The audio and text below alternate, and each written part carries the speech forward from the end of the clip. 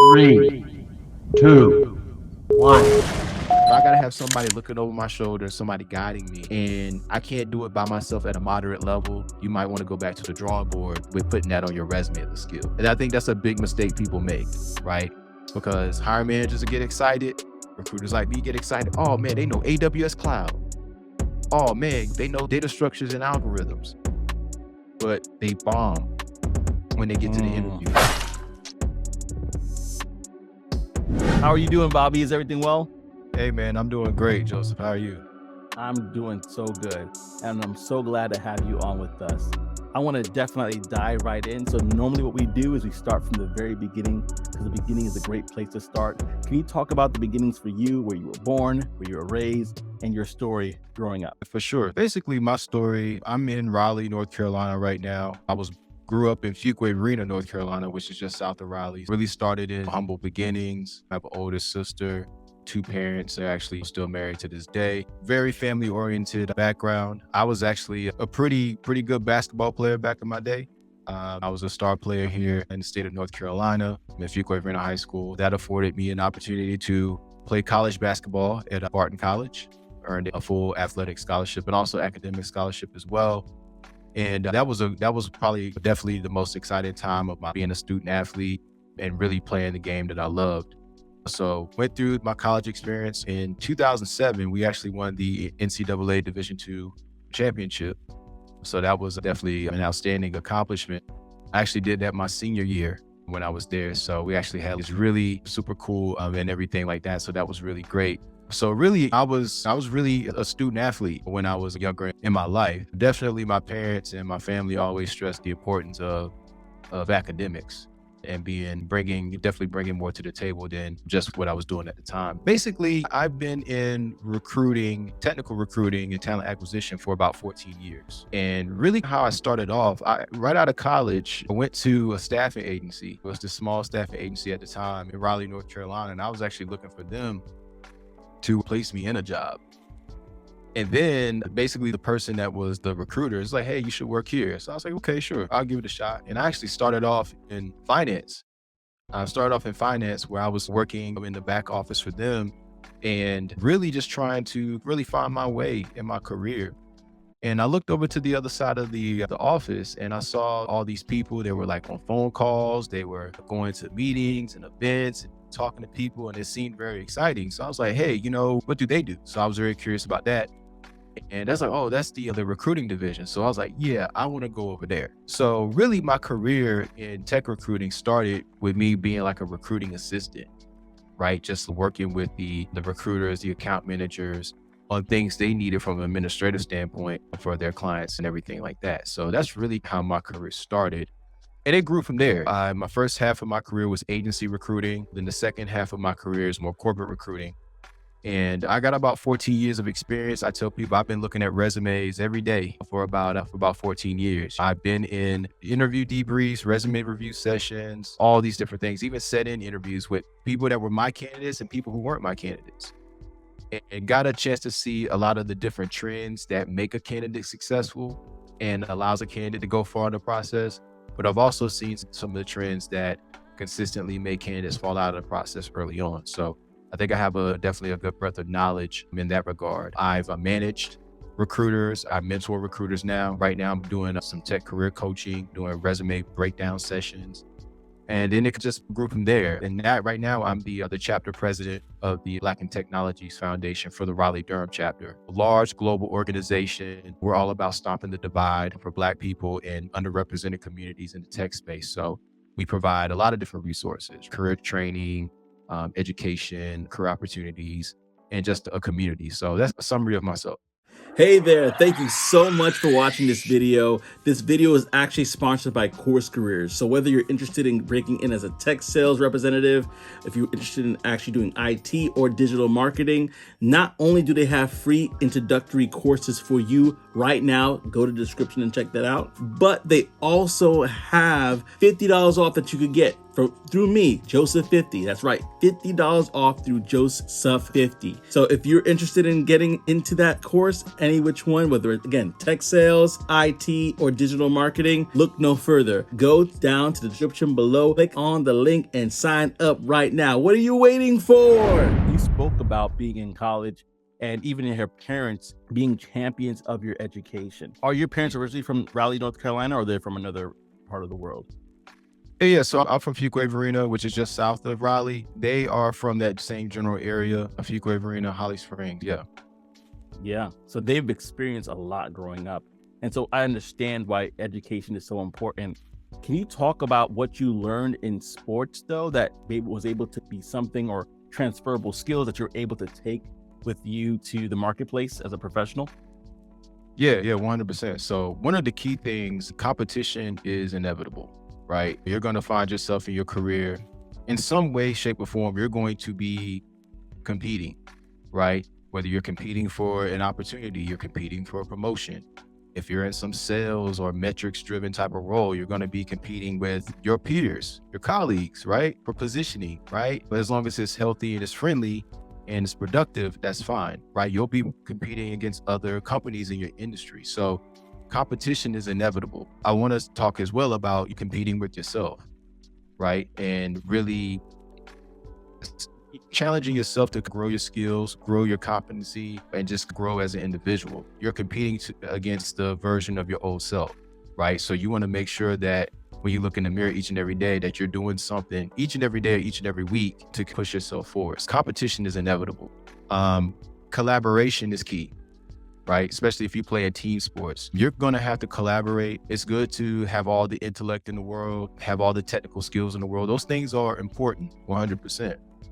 But the skill of being able to collaborate effectively with others, both laterally, both across and upwardly, I think it's a skill that a lot of people, we don't talk about. And that's going to be key. There's been plenty of times in my athletic career where when I was in high school, I was a star player. I was the guy. I played every position. I was the guy that people went to, right? And then when I was in college, I was more of a role player.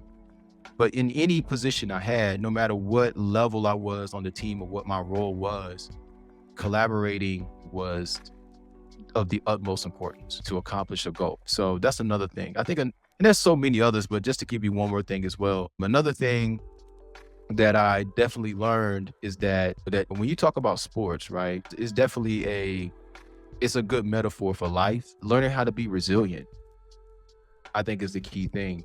Life is going to have peaks and valleys.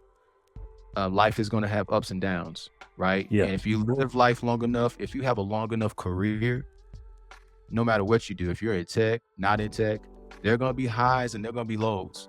So learning during the high times, not to get too high, right? But in the lows, not to get too low, and just staying in the middle. But I promise you, there's going to be peaks and valleys. And really, life is all about it. Your career is all about how you handle the valleys and the peaks when they come. So handling success, but also handling losses as well, and just being resilient and having the right mindset. That is so good. That is so good. Competition is going to be there. You need to learn how to deal with competition. You need to learn how to collaborate with others in order to be successful. If you want to go fast, go by yourself, sure. But if you want to go far, go with others. And you have to have resilience. This is great. This is great. And I'm listening to your story, and it sounds like you definitely have been a person that has been resilient. To be in your field for over 14 years, that's not a small feat, in my opinion. So hats off to you. So let me ask you, when you first got into the field, let's break that down with competition. Can you tell me a bit more about the competition that you experienced or even witnessed working as a technical recruiter? Yeah, absolutely. Especially like in the first half of my career, like I was in agency recruiting, right? So agency recruiting is highly competitive, right? There's some agency recruiter roles where it's just straight commission. And then there's others where it's a base plus commission. And basically if I did base and commission, so you get a base salary, but then you make a commission off of hires that you make at your clients. So that was extremely competitive. And basically what that was is not only am I competing against other recruiters at other staffing agencies in the market that I was servicing, right? Because we were competing for positioning in the marketplace. right? We were competing for positioning with these customers in the area. So every day there was a new challenge. So doing things to set yourself apart with that. And also we were competing against each other. This is term this in the tech recruiting world. Anybody who's worked at a staff agency, they know, man, that's where you get your skin thickened a little bit, right? And we toughened a little bit because I said so many days. It was like Wolf of Wall Street, man. If you ever seen that movie, like it's highly competitive. Those were definitely times. But I think the biggest thing I've learned about competition, even to this day, even like working in big tech as a tech recruiter, and even some of the other industries where, when you do corporate recruiting, you don't get a commission off of hires, right? What you're competing against the other big tech companies that are looking for the same people, right? And you're competing against yourself. Okay, I brought that up before. This is what I accomplished before. This is where I am now. This is where I want to go. Yeah. So competition is also internal, but it's also external. And no matter where I went, that it was evident, right? Competition throughout my life just looked different, no matter wherever I was, but it's definitely something that I had to embrace. It's definitely something that kept me sharp and kept me going. I think competition is good as long as it's healthy. I say competition, for me, there's people that I look at right now, and I don't necessarily call them my competitors because they're my peers and they're my colleagues, and I can throw some names out there, but I'm not. But these are people, when I see them, when I see what they're doing, it's inspirational. I don't want to take them down in any way, but it's inspirational because iron sharpens iron, right? When I see what they're doing, I'm inspired.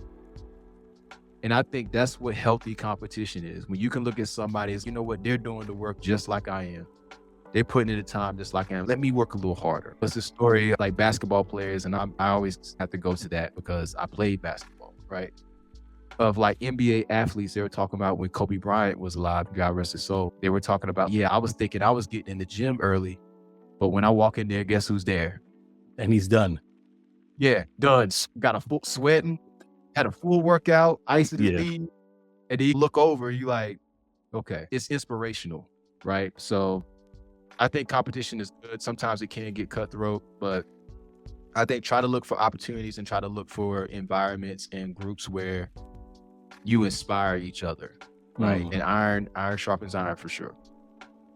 Beautiful said. Because if you think about Kobe, he was extremely competitive, but unfortunately when he passed, as you mentioned before, everybody could say that competitive nature that he had, whether it was enemy or a friend, it inspired them to be greater.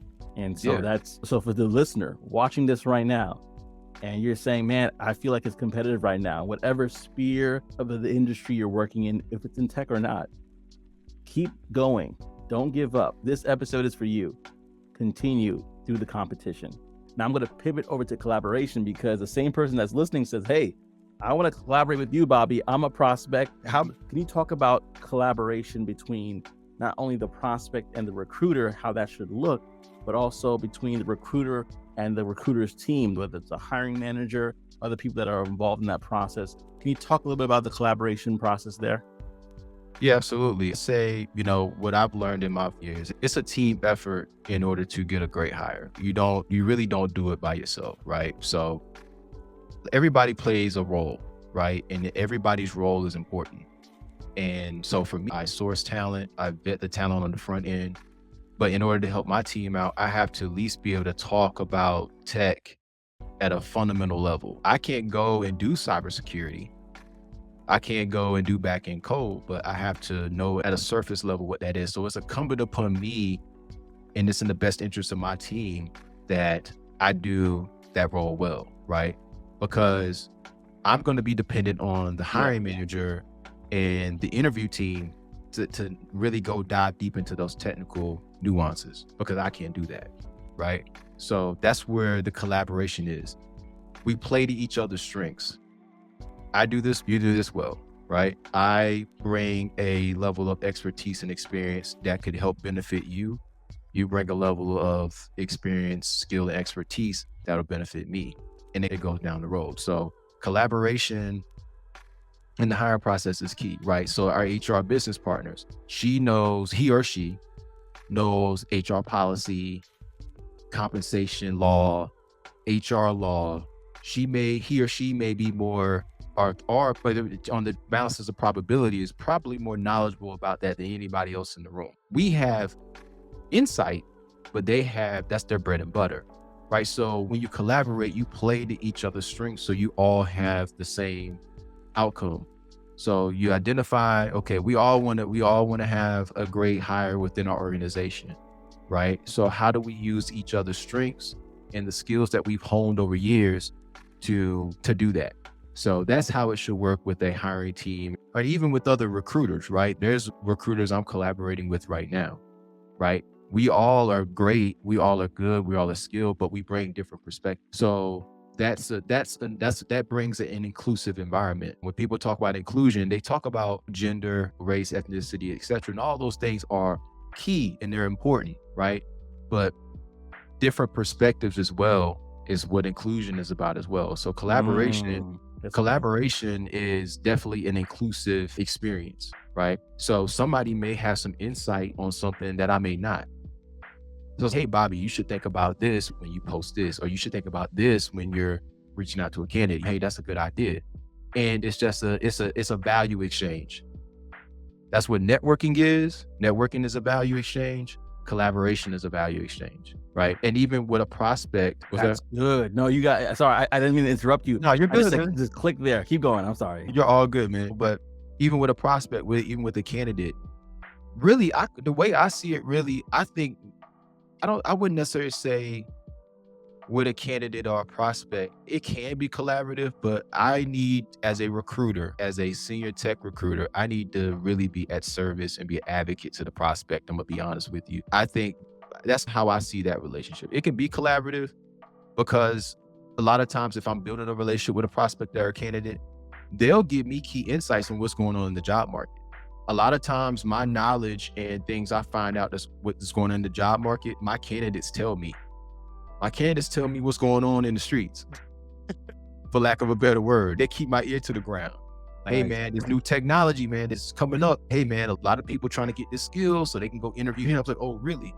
So I think that's where the collaboration comes from. But me really as a tech recruiter, the way I view a prospect or a candidate is that I'm really at service to them. I'm their advocate. I'm not a gatekeeper, I'm a door. So I think the collaboration really takes for all of us really coming in and making sure that candidate is having a great candidate experience. Yeah. And I'm the one that's going to be advocating for that candidate as they go through the process to make sure they have everything they need. You got me writing stuff here. I gotta post this one because this was a bar. Collaboration is a value exchange. I don't think people oftentimes think about it that way, but it is. Like when you're coming to the table with your experiences, with your, whether it's work experience, life experience, you're bringing value to the table. And then when a recruiter comes, they have this opportunity. They're bringing an opportunity to you. There's an exchange that is happening. And so if you're wondering, maybe reason why I'm not getting it is because you're not providing enough value in the conversation. You're not providing enough value because we all have value, right? We all have things to bring to the table. We may not be bringing all of the best of ourselves to that conversation. And that's what I want to talk about next. There are people that here that are like, man, I went on interview after interview. I might get to the first, second, or third round of interviews, and then the doors slammed in my face. Can you talk about the landmines that potential prospects could avoid that would disqualify them from that position that they're looking to get? Yeah, it's another great question. I was actually doing a resume breakdown session with a couple of people today, and we were just talking about this. Like, what are some of the things I've seen since I've done this work for years? And man, there's a lot. I think the first thing I would say, and this is, a lot of people agree with me with this and some people don't. I think, and I actually put a LinkedIn post out about this some time ago, but anything from a technical skill standpoint, we're talking about technical skills, anything from a technical skill standpoint that you put on your resume is fair game for questioning and can and will be assessed. So when we're talking about technical skill, I see a lot of people, they're not very completely honest about the technical skills they have. This doesn't apply to everybody, but I've seen people that if they just did it a little bit, then they'll put it on there. They'll put that they got Python, right? or if they like have some knowledge, they just know about it, they'll put it down as a skill. But when you get in an interview with a technical recruiter, because in the tech space, they take technical skills very seriously. Like if big tech, small startups, you're going to be assessed on your skills. Be ready to talk about that. And I see a lot of people, they get advice where the people just tell them to put these skills on your resume so you can get seen by the recruiter. But I think that's problematic for me, because if you have here, okay, you Python. Okay, great. Can you speak to that? They can't speak to it. Is Python a front end code or back end? It's back end, right? They don't know that. You know what I mean? So it's like really only put things in the skills section that you're truly skilled at. A skill is something that anytime, anywhere, day or night, they put it in front of you and you can do it with minimum to zero supervision. And you can do it at least at a moderate level. That's a skill, right? So that's something that I see a lot of people do, right? You have all the buzzwords, but when they get on the phone with a technical recruiter, they get on the phone with the hiring manager, they can't speak to it. So I always challenge people to really think about your skills section on your resume. And just gut check yourself. Am I truly skilled at this? If you send me an assessment test right now, right, on pen testing using Kali Linux, can I do it? And can I do it? If I got to have somebody looking over my shoulder, somebody guiding me, and I can't do it by myself at a moderate level, you might want to go back to the drawing board with putting that on your resume as a skill. And I think that's a big mistake people make, right? Because hiring managers will get excited. Recruiters like me get excited. Oh man, they know AWS Cloud. Oh man, they know data structures and algorithms. But they bomb when they get to the interview. So I want to set people up for success, right? So I want you to do well in these. So that's one thing I see. The second thing I see is when they get into interviews, they're not able to tell a story about their career and what they've done, right? So if you've done something for 3 years, 7 years, 11 years, you should be able to talk about that. I've seen too many times where, some candidates, they don't know their resume, and they can't really speak to projects they've done without picking it up and looking at it. It shows that you don't really know about it or you're not passionate about it. So I always say, be ready to talk about things that you put in your experience section. If you had on here that you ran a project and you did a project and it saved this time and this money, they're going to want to know how you did it. So be ready to talk about it. Typically, this happens in the STAR method. They use a STAR, and I'm pretty sure you may have heard of this. They use the STAR method, right? So situation and all of that, situation, task, action, result. I'll even add an extra R and say reflection. Yeah, now there's 2 R's. Yeah. And you got to be able to really tell the story about it. So I think that's one common thing that I noticed that people do. And I think those are really the 2 key things. There's other things, but those are really the key 2. Like not putting things on your resume just to get looks, just to get views, but also not being prepared to answer questions at a conversational level or things you put on your resume. That reminds me of something that I've thought about in music. And you're the first person that said that. I did my undergrad in music, and one of the things they said is know your music cold. You have to know it like the back of your hand. Otherwise, when you get to perform, you're going to fumble. And I always say this quote from Dr. Myron Golden. He says, your time will come if you're prepared or not. If you are prepared, it will reveal you. But if you are unprepared, it will expose you. There you go. And so you do not want to be exposed in these tech recruiting streets because it's not going to look good for you. And if I may add something to that, let's say that you decide, unfortunately, you didn't get, and you can clarify this for me if I'm definitely speaking out of bounds here, but let's say that you start working for another company, you're not working at your company, and that candidate applies to that company, or the hiring manager doesn't work in that company, they go to another company, and that same candidate that kind of fumbled the ball there applies. Wouldn't that be a deterrent from them getting that job now because of the past experience they had with you or somebody else? It shouldn't. Okay. Because that's what we want to talk about, making sure that there's no kind of like unconscious bias in the interview process, right? So how you interviewed at another company, if you go to a different company, it should really have any bearing, because you want to make sure that the playing field is equitable, right? So that's what a tech recruiter like me and other people in the process should definitely try to coach people on, right? To make sure things are fair and balanced. Okay, yeah, communities and certain networks and things like that may be small and things may be said. However, on the balances of probability, the chances are that may not be the case. So you want to make sure that, and what I would even encourage from the seat that I'm in, is just making sure that the playing field is fair and equitable. Okay. You need to assess this person for this job that they're applying to. And you need to interview them, vet them, and qualify them for that role, not the role that you interviewed them for with another company 6 months ago. So hopefully that made sense. Absolutely, it does. It absolutely Yeah. does. Now, I definitely want to talk about Black in Tech's Foundation that you're the president of. First of all, congratulations on that. Thank you. No, that's amazing. I would love to talk to you about that, because I didn't even know that existed until I checked out your LinkedIn, and I was like, this is cool. Could you talk about the formation of that foundation? And even if somebody like myself or others that are looking to get connected to something like that, how could they get connected to a foundation of that sort? Yeah, absolutely. Yeah, I am the chapter leader or chapter president for the Raleigh-Durham chapter here in North Carolina, the Black and Technologies Foundation. And the Black and Technologies Foundation is really the largest community of Black people in tech or across the globe. We have like multiple chapters in almost every major city in the United States, and our reach expands in other countries as well, Africa, Europe, even Canada as well. I think we have a chapter in Toronto, Canada also. And basically the foundation itself is about stopping the divide. That's our mission. That's our mantra in the tech space, right? So what in tech right now, and what you've seen in the past, is that there's a lot of barriers of entry for various reasons, right?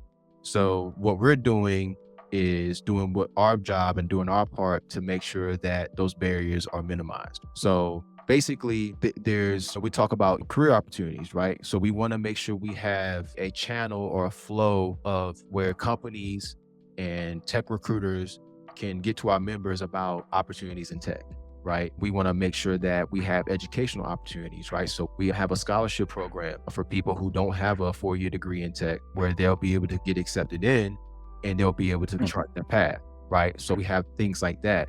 We have opportunities where people can get certified, right? We even have for entrepreneurs who are running their own businesses or starting their own businesses, right? We have a small business accelerator. These are some of the programs that are established not only at the chapter level, but across Black and Technologies Foundation, right? We provide opportunities for network. So that's more so done at the chapter level, where we try to bring people in to kind of network, mix and mingle in a low pressure environment. We do career fairs, we do job fairs. We have our own job board where we have tech opportunities at these companies that are hiring. Some of our major partners are big tech companies. So we have partners and sponsors that back us, right? We throw our own conference every year. There's the Afrotechs of the world. There's the Render ATLs of the world. Blackest Tech. I've been to all of them. I haven't been to Afrotech. I'm going to try to go this year. You and me both. Yeah, man. So we have Con, which is basically very similar to all those conferences, right? We have keynote speakers come in. I think we had Anthony Mays talk one year. He came and spoke. So we have just all the other conferences. We have heavy hitters in the text that come and talk and present. We have day parties. We have VIP dinners, right? We have all these different things, right? We have networking opportunities. We have companies that come and set up booths and they recruit people. So it's a big tech conference, just like all the other ones. Last year, we were at Disney World. BigCon 2022 was in Walt Disney. This year, September 5th through the 7th, is going to be in Nashville, Tennessee. So yeah, so that's basically a description of it. We do a lot of great work. There's a chapter or chapters in every major city. So if you're looking for a place for belonging, if you're looking for a place for affirmation, if you're looking for a place where I'm Black and I want to be with other techies, we have those chapters, and all those chapters have leaders. So what I would encourage you, definitely, you can get in contact with me, or you can just look us up. We have a whole website. It's amazing. And you can get connected with a chapter leader in your city, right? And they can walk you through and get you acclimated and get you, because we don't charge membership. We don't have a membership fee. Really? So, yeah. And the thing is that we have people who are not in tech, right? We have accountants and sales engineers and sales reps. So you don't have to be a techie to be a part of the foundation, part of the group. You can be interested in, you can be, or you can want to join in the cause. And we are very inclusive. We have members and actually chapter presidents who come from different backgrounds, right? So we're not turning anybody away. Anybody who cares about the cause, anybody who cares about tech, anybody who's in tech, who wants to have that community, you're welcome to join Black and Technologies Foundation. That right there, y'all. If y'all weren't paying attention to anything else, which I'm pretty sure you were, but if you want to remember something right there, Black in Tech Foundation, right? I'm going to put the description below for him. I'm going to put also his LinkedIn as well if you want to connect with him. But I'm definitely going to put the website below. And hey, check it out. Some people have been asking for community. Some people have been searching for community. Yes, we have a virtual community, but how powerful would it be to find people in your actual area where you live that you can talk, network, and basically chop it up with and grow together? And so that's amazing. I'm going to be signed up for the one in New Jersey. So I'm going to definitely be a part of that for sure. Now, you talked about this already, which is resilience. And that mindset is what you need. I wanted to ask you, now that we're moving to the brain, what would you sum up? Would that be the word that you would sum up for somebody to basically not only be where you are, but to scale from there? Or is there another word or another mindset you would probably say somebody needs to have? Yeah, I think resilience is the proper word. We want to really break it down. I think challenges, trials, and tribulations in life are going to come. And I think you can't be, I'm going to say this to you, you can't be resilient alone. I'm going to say that again. You can't be resilient by yourself. And I think one of the things I talk about, me being resilient and me having the right mindset, and that's great, but you got to have a community. You got to have, if it's not your family, some friends, some people that can help you navigate and get out of the valleys, right? So I think that's one of the main things is you can't be resilient by yourself. You're gonna need to lean on people and everything like that. So I think that's really key. And I think a lot of times people try to be resilient by themselves.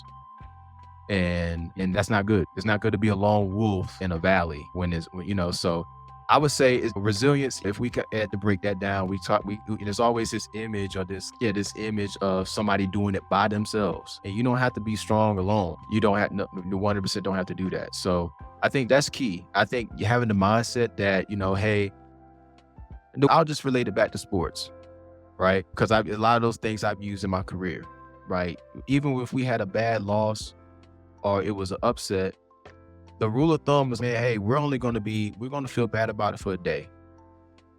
And then after that, we got to really, you can continue to feel everywhere you want to feel because we're all human. But sooner or later, you're going to have to try to, how do I get out of this? How are you going to get out? How I'm going to start planning that and start getting with your people that love you, people that care about you, that kind of lift you up, because you can't be resilient alone. I can't stress that enough. And I think a lot of times when people try to do that, you end up burning yourself out. You end up overexhausting yourself, and that's just not healthy. So that's my whole perspective on that.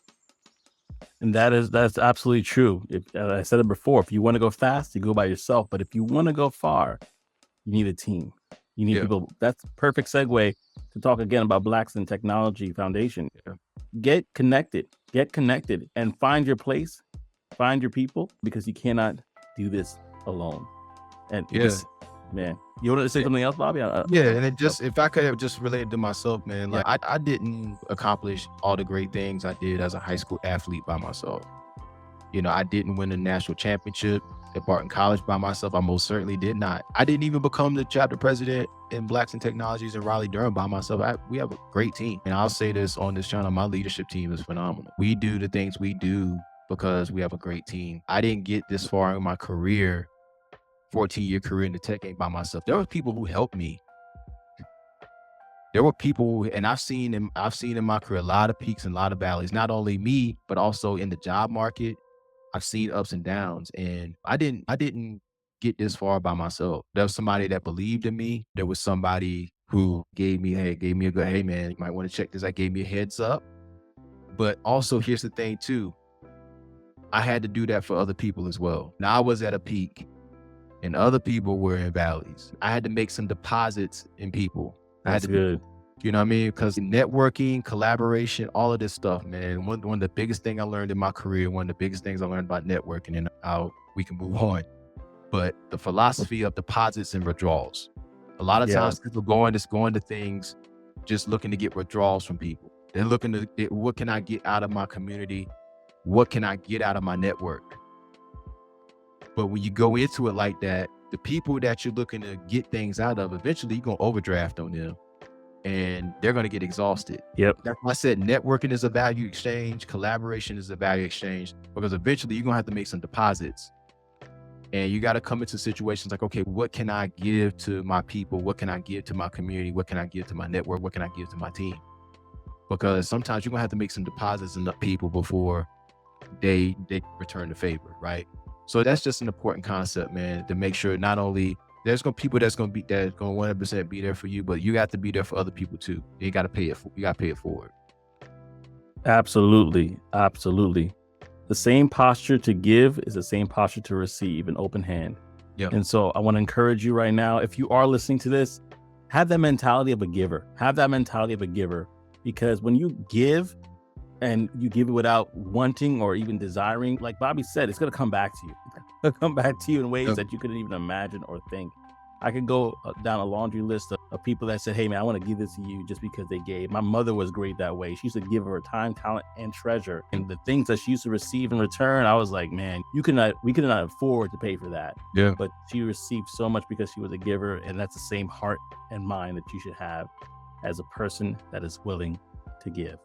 Yep. And so that being said, thank you so much, Bobby, for this conversation. This has been great. I know that people are going to look back and say, man, there are gems in here.